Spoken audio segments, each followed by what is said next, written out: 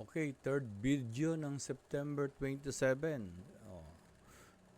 So, after nating mag-top-down analysis, technical or on chart or price actions on the higher time frame.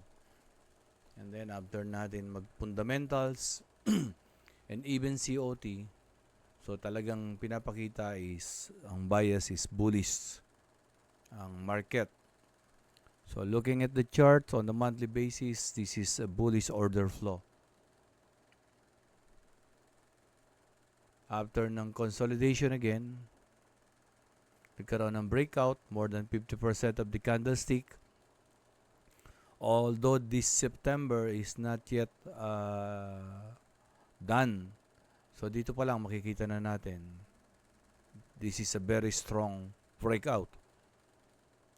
And for those who have big capital, walang problema to. They can enter anytime if they can absorb yung, let's say, mag-retrace yan from the area ng breakout niya. But for those who have small capital, paano to i-absorb?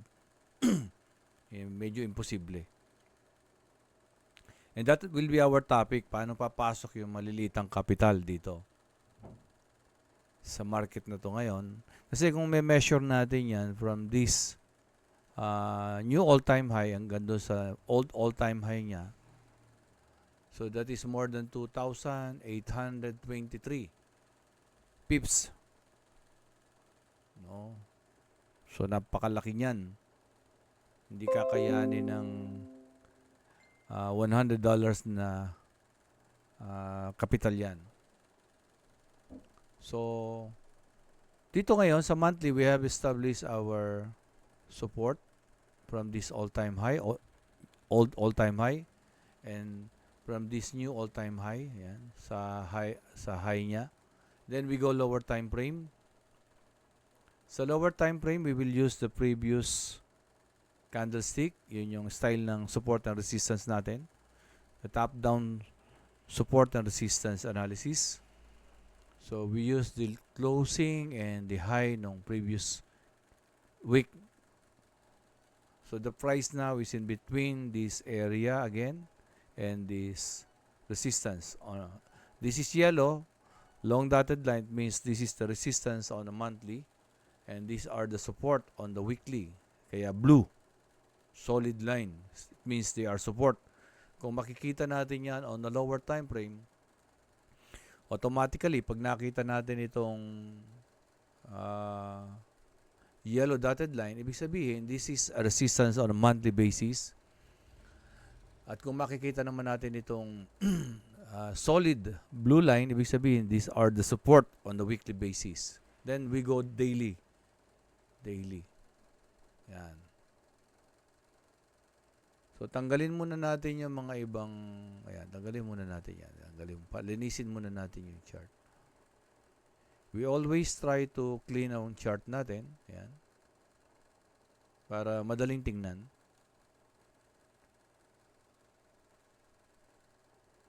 For the past few weeks, anong nakikita natin, ano?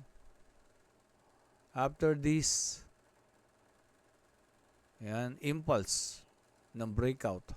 Ayan. From this breakout on a monthly, ito siya, nagtuloy-tuloy, ano? And then there is a retracement and another impulse.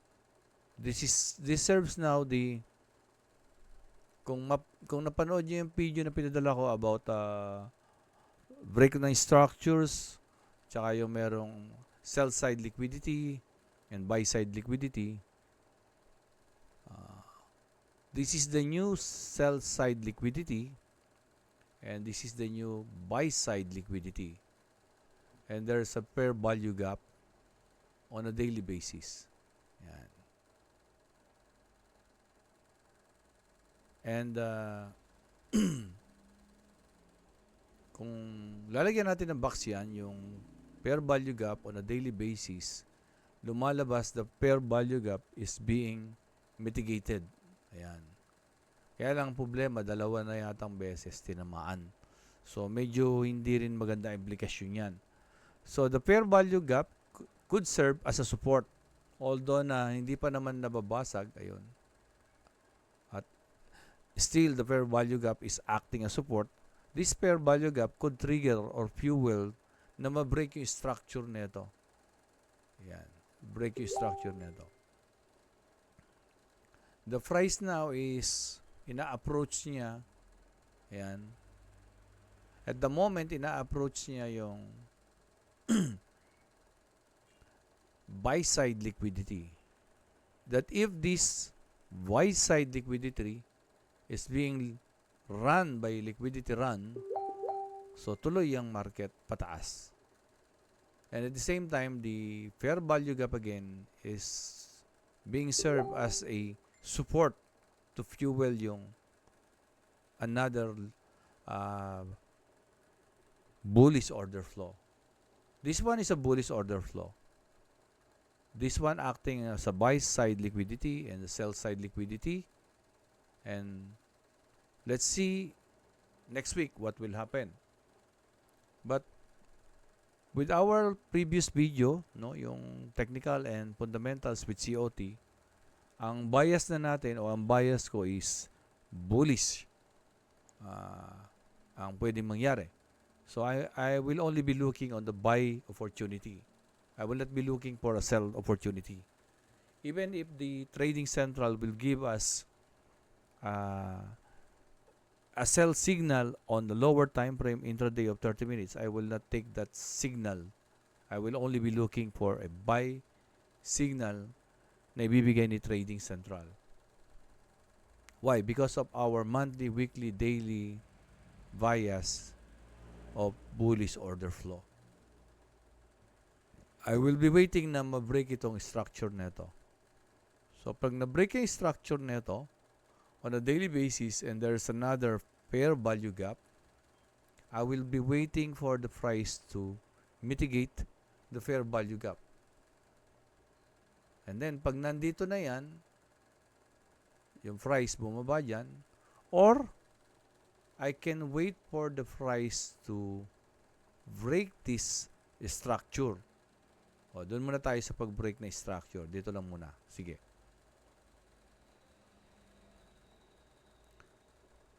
Posible that next week, i-break yung structure na yan. Paano ko malalaman?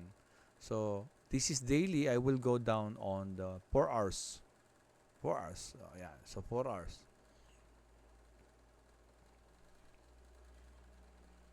So, sa 4 hours, we can use trend line. Ano? Trend line. Yeah. Kuha tayo ng trend line. Yan. Yan, lagyan natin doon. Bakit natin nilagay doon? Because of these touches. Yan. Napakaraming touches yan. Trend lines becomes very valid once that nagkakaroon ng maraming touches. At least 3 touches. Yan. And then we put another trend line dito. Ayan. Ayan. This is 4 hours, ha?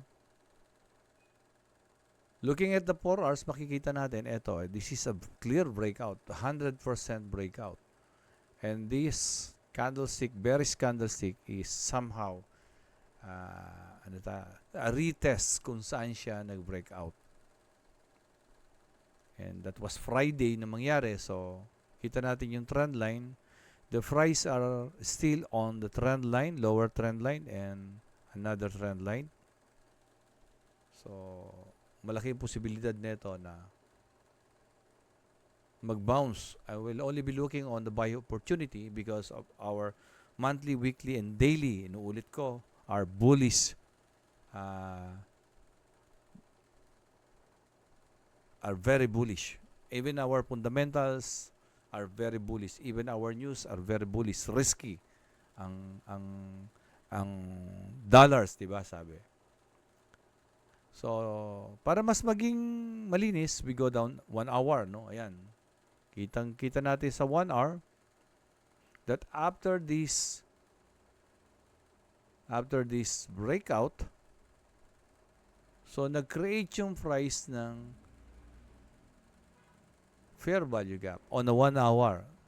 Pero binasag no? Binasag ng price, another fair value gap dito. Ayan. So, ibig sabihin, posible na dito sa area na to on Monday, mag-open ang market at mag-sideways. Ayan. So, we will be waiting for the price on Monday, a consolidation on the Asian market. Usually, Asian market is consolidation, di ba? Why?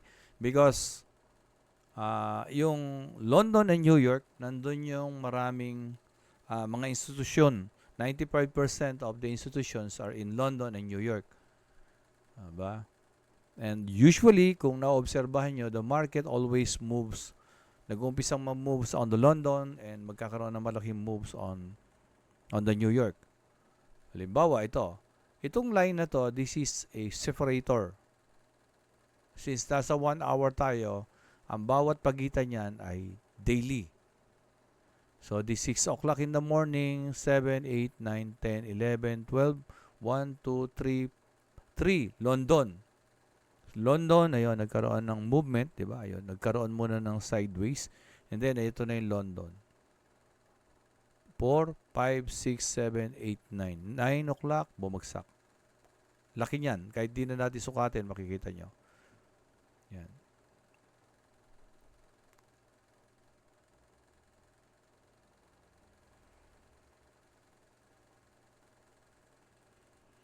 Okay, itong blue na malaki na to, this is the daily, I think this is the weekly fair value gap. So, ito yung mga daily, 1 hour, 1 hour, 1 hour, yan. And then, kung mapapansin nyo, nagkaroon ng downtrend, yan. And then, nagkaroon ng change na structure. So, from this trend line. And then, somehow, this is a retest kung saan siya nag-breakout. Yun yung posibleng nangyayari. Then, kung ilalakihan ko, so, binabalikan ni price ngayon yung saan siya nag-breakout. So, ang gagawin natin yan, we identify the fair value gap. Ito yung fair value gap. Yan. Delete muna natin to. So, baba tayo ng 30 minutes. Ayan. So, ayun yung fair value gap. Pwedeng ang mangyari dito, magkaroon dito ng sideways ng Monday. Ayan. And then, we will look for a price action na merong rejection dito. Ayan, rejection dyan.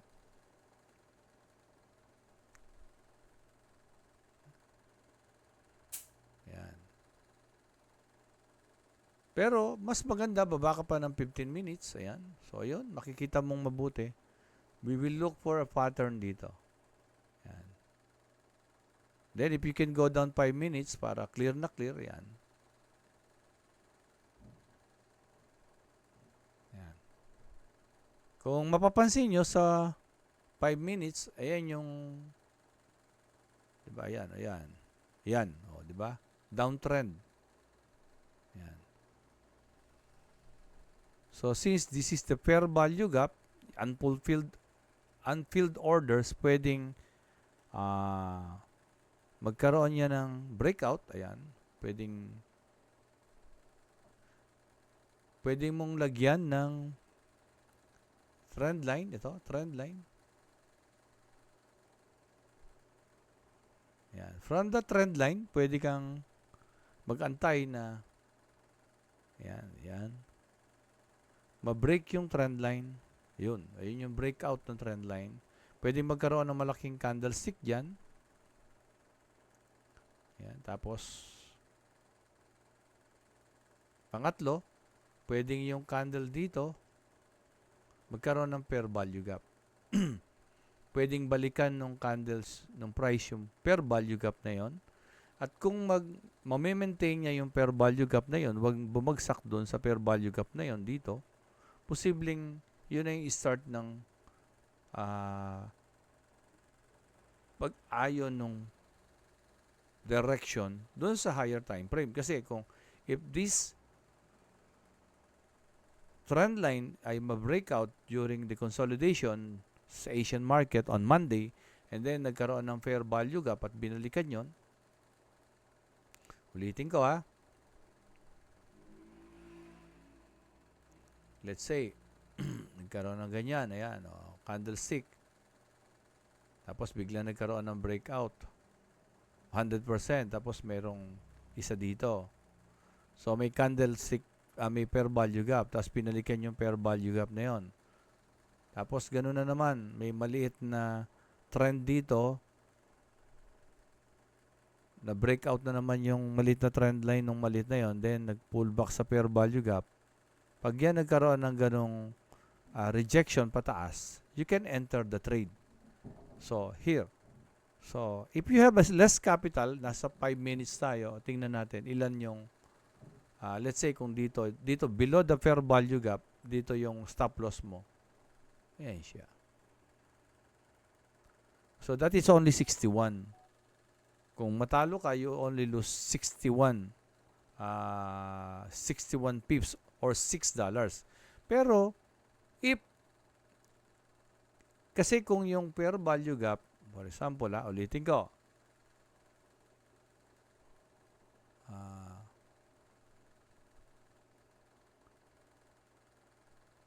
let's say, meron ditong, yan, meron dyan. Yan, meron dyan.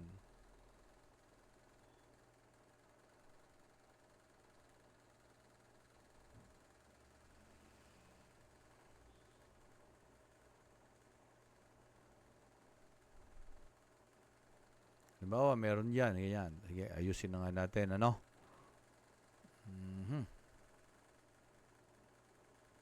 Let's say, nasa lower time frame ka, tapos ganyan na itsura. Ayan. Di ba, this is downtrend. This is downtrend. Ayan. This is downtrend. Then, you put a trend line. Then, yung trend line na yun, na breakout yun. Then, may fair value gap dito. Ayan. If balikan yung fair value gap na yan, halimbawa, yung fair value gap na yan, binalikan yan. Nagkaroon ng another candlestick, binalikan na ganon. Tapos, yung candlestick na yon is, ayan. Sabihin na natin may buntot.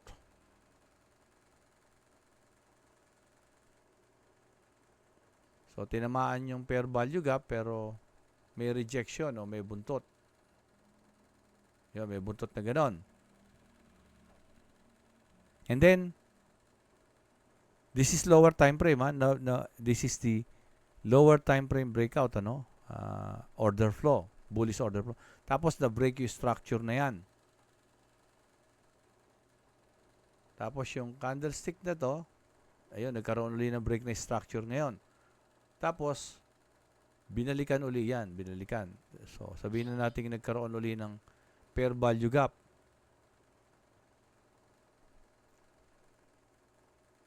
Ayan.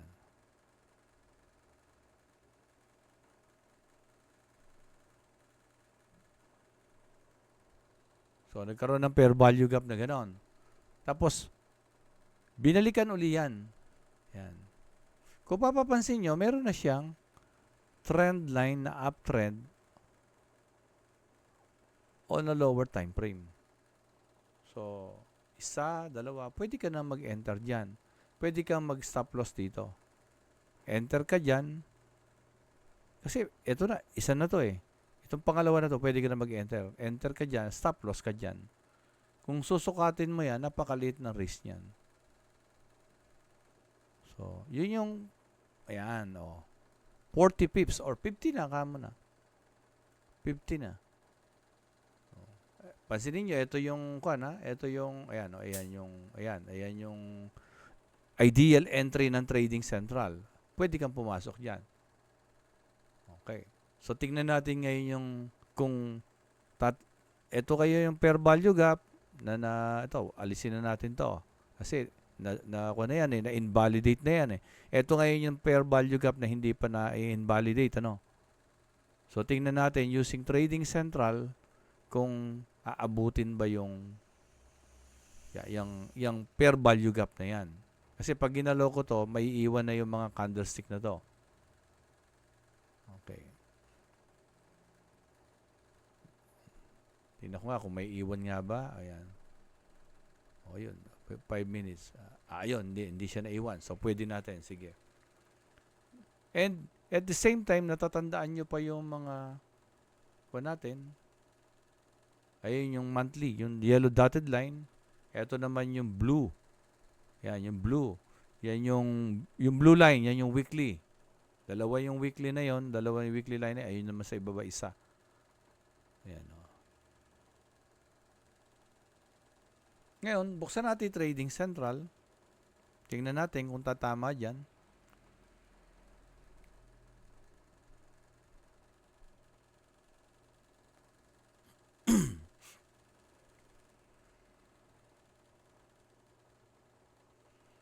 Tingnan natin kung tatama doon sa ating fair value gap na hindi pa nami-mitigate.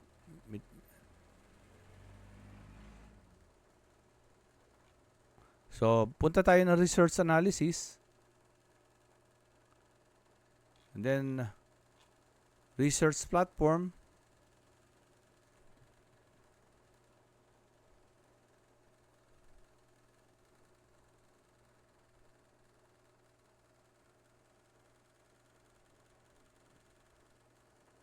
And then, punta ka ng commodities. Ayan. So, ayan. Tingnan natin to. Ito ngayon yung ito ngayon yung ayan. Ito ngayon yung mga lines and support and resistance ng Trading Central. And then, we go down 30 minutes. Ayan.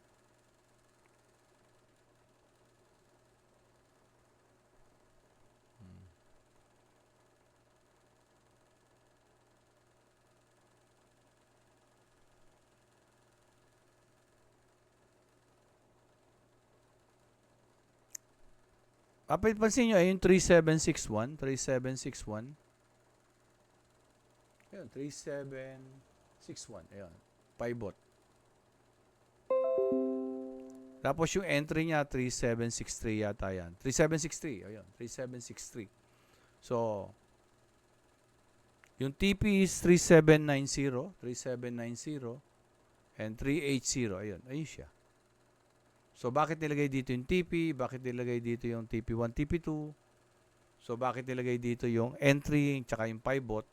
So, papansin niyo nandun yung ating mga mga trend lines. Doon nag-breakout.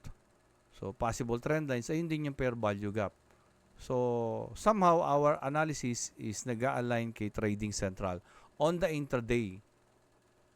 Okay? And, yun namang ating weekly. Yun, naka-align din. Ang ating weekly kasi is bullish order flow. Ang ating daily is bullish din. So on the lower time frame or intraday, I will only look for a buy opportunity. So going back dito sa ating chart, yun lang yung aantayin ko. Yan. So lilinisin natin. I will only be waiting for this price action na magkaroon ng rejection dito and a pattern of uptrend on a lower time frame as low as 5 minutes. Kasi sa 5 minutes, kitang-kita mo talaga. Yan. Yan. Makikita mo na ganyan siya. Yun nga lang, medyo yung chart natin, medyo madumi ngayon kasi we are using EMA o exponential moving average. Yung red is 20, yung blue is 50, yung yellow is 200. Pero itong move kasi na to is just a retracement considering our higher time frame are bullish. And looking at this fair value gap, itong fair value gap na to, saan natin nakuha yan? I think that is on the 1 hour. O yun, 1 hour nga. Ayun, yung 1 hour. So, ayan. hindi pa nabe-break itong fair value gap na to. So this is our area na oobserbahan on Monday. First thing is magkakaroon ng sideways yan. Malamang bago natin makikita to. Most likely before London and then New York. Doon na magkakaroon. Okay.